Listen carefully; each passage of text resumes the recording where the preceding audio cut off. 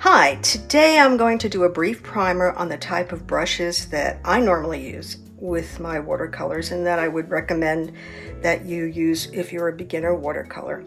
You don't need a lot of brushes when you're starting out painting, but it's good to have a selection of sizes and brushes that can do different effects. The one that I use the most is a round brush, and it's most commonly used by painters.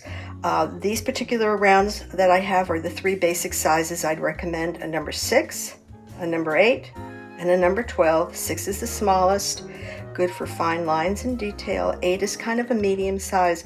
12 is a good moppy type of brush when you're doing washes and laying in a lot of color.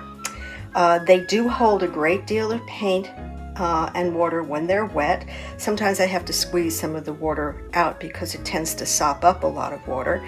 They have tapered edges for fine details. These are dry, so you can't see how the edges taper, but they do go to a fine point if you get a decent brush.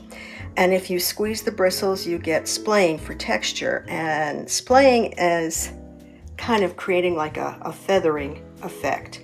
And while I'm talking about splaying, this is what splaying does. It brings out a feather or a palm or a flower. These are some more examples that I've done, loading in a lot of paint and water with the round brush, pulling down the paint with water, just putting in water and dropping in paint.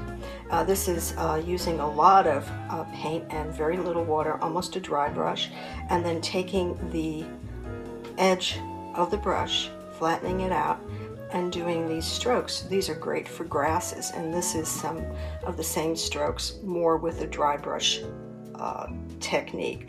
So these are the basic round brushes that I would recommend that you get. They're not a big investment. I would say start out with a good synthetic brush and build your collection as you continue.